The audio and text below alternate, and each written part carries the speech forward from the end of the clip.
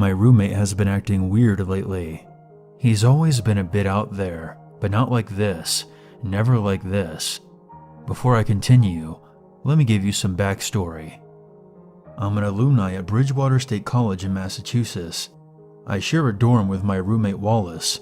We both major in computer science, and that's all we've ever talked about on the rare occasions that we actually speak to one another. We don't have much else in the way of common ground. You see, Wallace is an odd guy. He's very socially awkward and does not have many friends, if any at all. I've only ever seen him talking to his professors, and one time, the janitor. Wallace is a recluse. Another one of Wallace's quirks is his obsessive-compulsive nature. He conducts himself in a very specific manner, and has his daily routine mapped out to a T. It never changes. When he wakes up, he brushes his teeth, making sure to gargle and spit exactly 3 times. He then puts on a striped shirt, followed by khaki pants, and he always arrives to class 5 minutes early and turns in his assignments a day before they're due. How do I know all this? Well, being a socially awkward hermit, Wallace didn't tell me these things. I don't think he's even aware his routine is a byproduct of OCD. It's just something I've picked up on during the 2 years I have lived with him. It's almost impossible not to notice. Knowing Wallace's usual behavioral patterns, I've noticed that something isn't right. He has been sleeping in his clothes, not brushing his teeth, and he hasn't passed in an assignment on time in over a week. He didn't even sleep in the dorm room last night. I haven't seen him in over a day. Wallace has his quirks, but he's a nice guy. Despite not knowing him that well, I became worried. That worry justified me hacking into his laptop to see what he had been up to. In finding his laptop and turning it on, I felt kind of foolish. The thing was as clean as a whistle, at least to my eyes. You see, though I pride myself in my hacking skills and tech know-how, Wallace is far more adept in the field. It was safe to say that I wouldn't find a shred of evidence as to where he might be, or what he had been doing. There was no journal entries, no browsing history. There was nothing. A normal acquaintance or even a friend might stop there, but I always took things too far. This was especially true when it came to helping others. I always felt a need to lend a hand whenever I could. Concern is amplified until it becomes borderline anxiety. It's a curse, really. Feeling anxious, I thought about any other potential ways to continue my hunt for the truth. That was when something clicked. Like I said before, I sometimes saw Wallace talking to the janitor in the halls. He was the only person I had seen him talk to in length. Maybe he would know more about Wallace's state of affairs. Later that night, I exited my dorm and wandered the halls. Eventually, I found Chuck, the janitor. I tried to be gentle when confronting him, as he had his back turned to me and was known to be hard of hearing. Still, when I tapped him on the shoulder, he jumped. "Holy cheeseballs! You nearly scared me half to death." Chuck laughed through his brushy gray mustache. "What can I do for you, son?" I told Chuck about my predicament and how I was concerned for Wallace, not having seen him in a while. Chuck's happy expression transformed into a look of unease and tension. He seemed to know a bit more than I did. "Well, here's the thing. Wally is a good kid. I happen to know where he might be, but I wouldn't feel comfortable blurting out the details of his social life to anyone who asked, even if you are his roommate." Social life? Wallace didn't have a social life. I pressured Chuck into letting me in on the secret. I really laid it on thick, expressing a great deal of concern for Wallace's well-being. Being the nice old janitor Chuck is, he eventually gave in. Okay, I understand. Just please don't tell him that I told you, okay?" I nodded, eagerly waiting for him to reveal Wallace's whereabouts. "Wally has been feeling really down lately. He's got no one to talk to but me. The kid wanted some friends, people he could hang out with and talk to, you know?" I listened closely for the details I so desperately sought after. "So Wally went on something called, what was it? The Deep Web? On there he found a group of people. They called themselves the Clan of the Red Wolf or something like that. I guess they invited him to one of their little meetings, and that's probably where he is. He seemed to be pretty excited when he told me about it. In fact, that's all he's been talking about for the past week. There, that was it. That was the bit of info I needed, the key to finding Wallace. I thanked Chuck and gave him a goodnight wave as I ran back to my dorm room.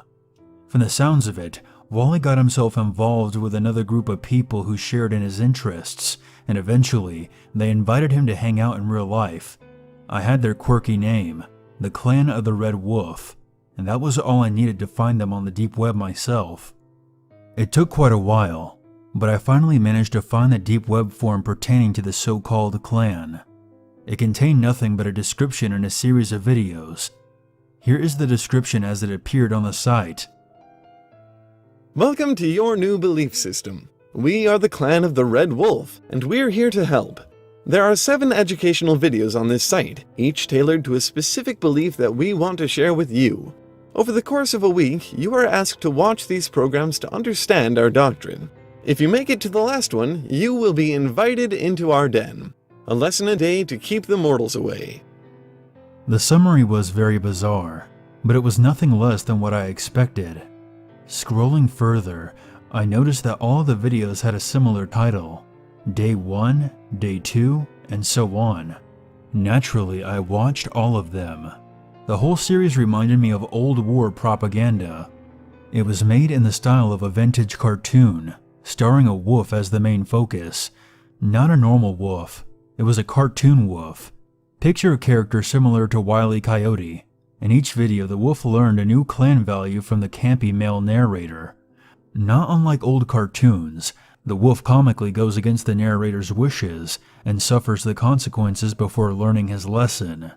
Every video ends with the same narrator saying, "Join the pack, you will never have to feel alone again." I guess that was the selling point for Lonely Wallace. I will share with you a bit of the transcript from each video, along with any points of interest. Day 1. Wildlife. Treat flora and fauna with dignity and respect. They're people too. Trees provide you with the air you breathe, and animals share the earth with you, keeping you from being alone. They deserve more than you ever will. Wolf relieves himself on tree. Tree falls on top of him, crushing his head, and revealing the blood and brain matter inside. Day 2. Thicker than blood. Your blood is the most important material in your vessel. The clan requires a sample upon joining our order. This is a requirement for all pledges. Our blood must flow as one for us to work together and save the planet. Wolf enters a room full of cloaked figures, presumably clan members. All members are in line, giving blood samples. The wolf refuses to have his blood drawn and walks away. A cloaked figure sneaks up behind him and slices his throat with a dagger.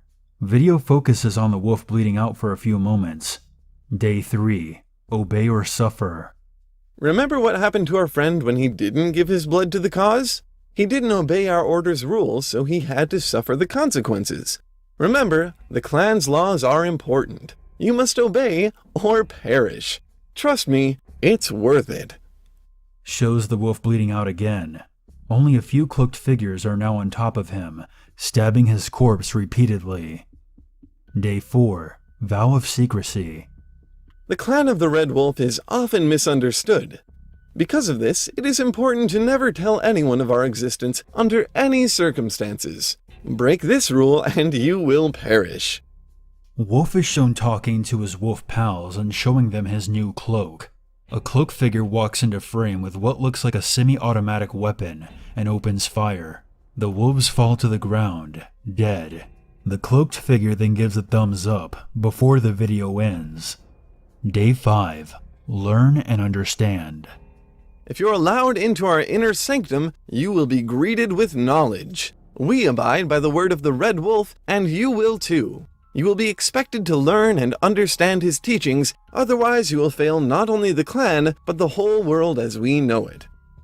Wolf is seen taking a test of some sort. He turns it into a cloaked teacher and receives an F. The entire class points and laughs at him, and then pulls out a plethora of medieval weaponry from their robes and proceeds to close in on the wolf. The wolf swallows the lump in his throat, before the video ends.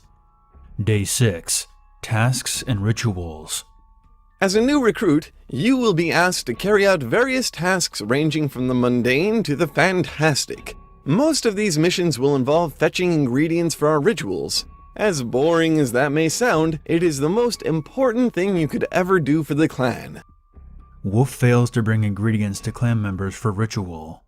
Jump cut to Wolf being sacrificed on a black altar atop a pentagram, carved into the floor. He is beaten, cut open, and eventually torn apart by his fellow clansmen. Day 7. Mortals. Rituals are what give the clan power. Without this power, we cannot hope to rid the world of what plagues it. When accepted as a full-fledged clan member, you are no longer considered human. You will be one of us. From that point forward, you are discouraged from any and all human interaction, unless it is deemed necessary to the cause. Humans are vile, filthy, disgusting, and dangerous creatures. We seek to exterminate them once and for all. Any human who knows of our existence and isn't deemed worthy enough to join must be killed. Nature is your only friend. Wolf is walking down a main street-like environment and can be seen waving to everyone he sees. He then comes upon a clan member who then pierces his gut with a large blade and tosses him aside in the road, where he is then run over by numerous cars. The content of the videos was incredibly jarring.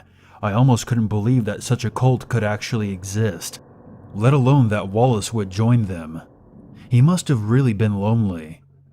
The last video exited with the same join the pack spiel, and then faded out to a screen with a series of numbers. That was my next clue. I assumed that it was a code that might reveal the coordinates to the clan's lair. I wrote down the code and immediately started doing some research to begin cracking it. Just as I was in the thick of things, something hit me. One of the videos stated that you couldn't talk to anyone about the clan under any circumstances. But Wallace talked to Chuck. That didn't make any sense. Wallace was a real stickler when it came to rules. Another fact hit me. The video stated that you could only talk about clan activity with other clan members. What if Chuck was one of them? Chuck could be stationed at the college to recruit members, and he simply nudged Wallace in the right direction. He could have been playing dumb with me when I questioned him.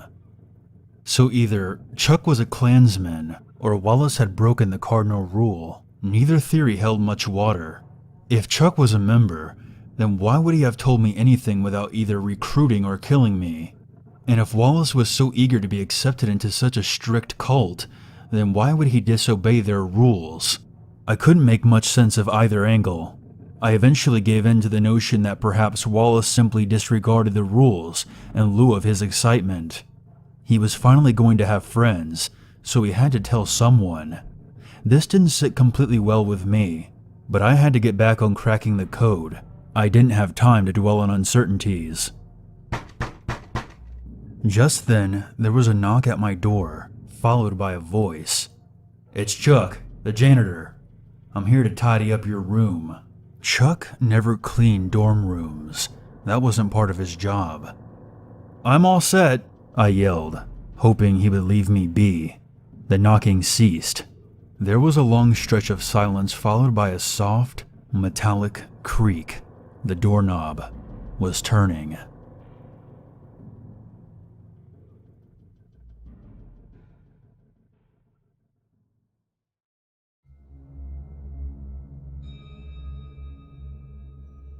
Chuck was no janitor. I realized that the moment he barged into my dorm room without my consent. That fact was further driven home when he held a chloroform-soaked cloth up to my face.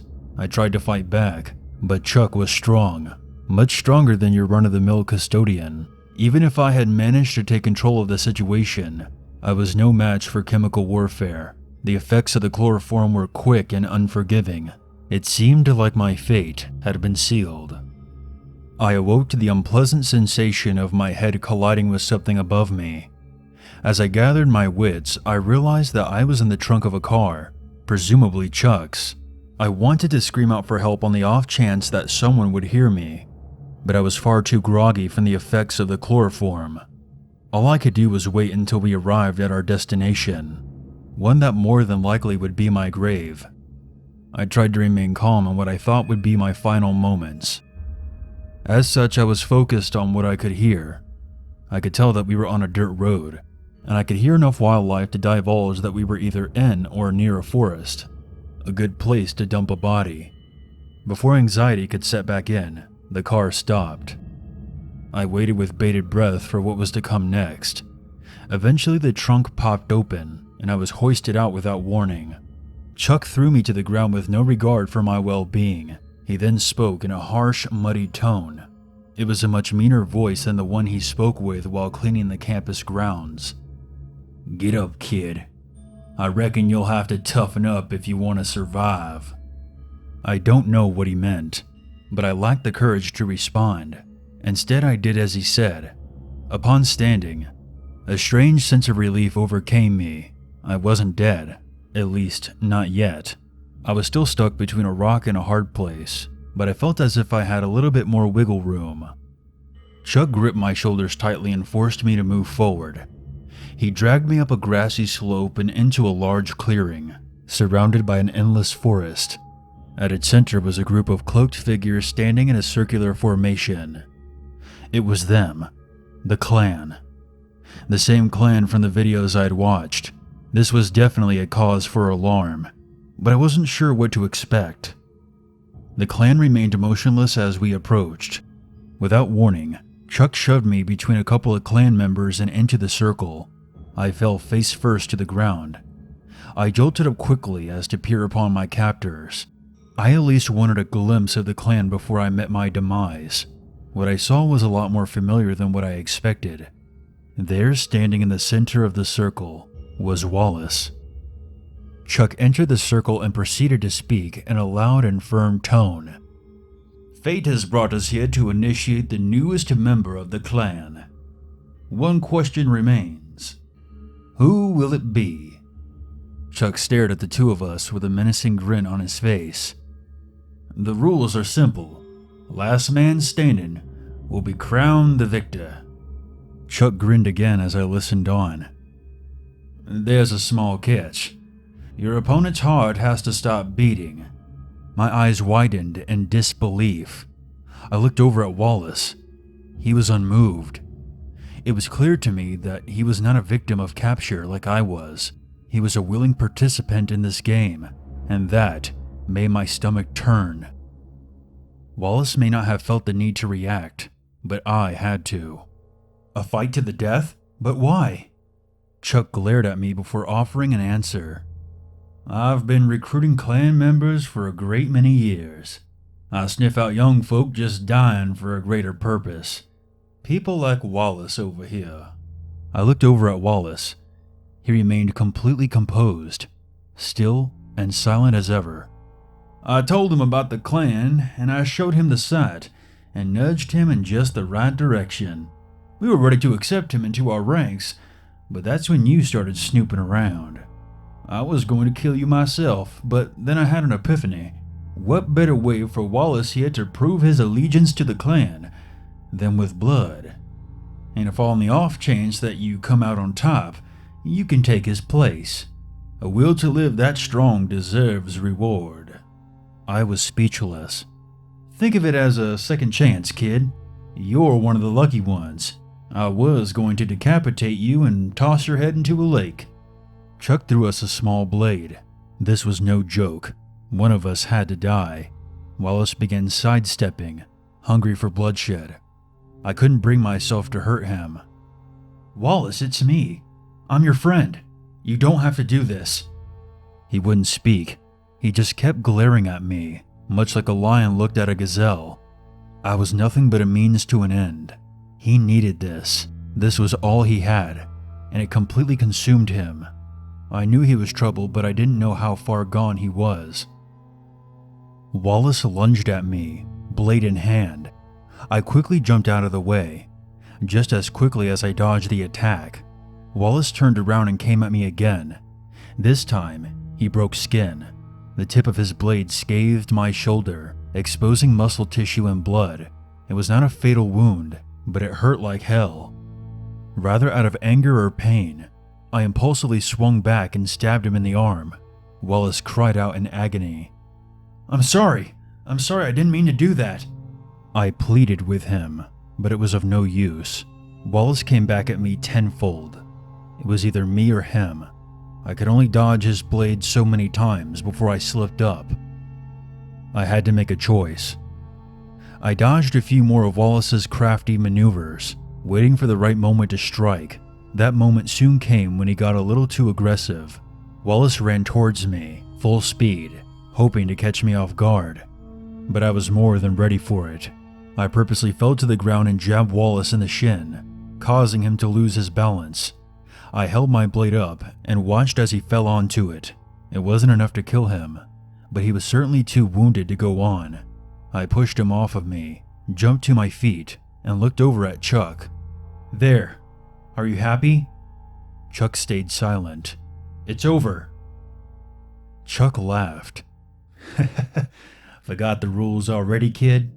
The game ain't over until one of y'all is dead. I turned my head and looked over at Wallace. He was struggling to breathe, just barely hanging on to life. Still, he was crawling towards me with his blade. After all he had endured, he still wouldn't call it quits. I couldn't believe it. I walked over to him and kicked the blade out of his hand. Wallace looked up at me and spoke.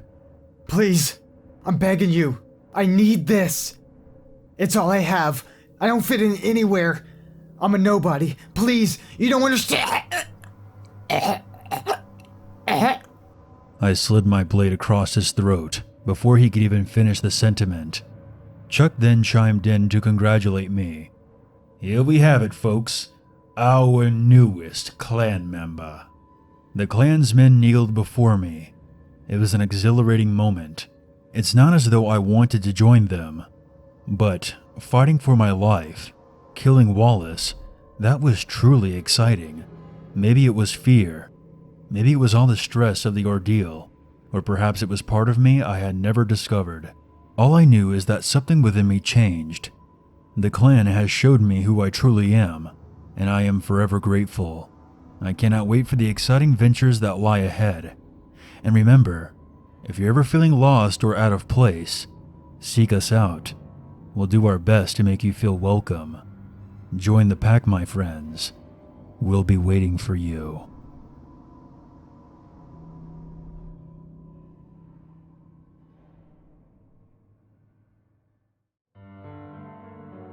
Hey everyone, thank you for watching. I want to give a very special thank you to Foundry for helping me out with this story. You can check out his channel by clicking the link in the description or at the end of this video. Also, special thank you to Christopher Maxim for writing this story for us. You can also check out his stuff in the description as well. I hope you enjoyed and have a great weekend. And as always, never forget. There's always a reason to be afraid.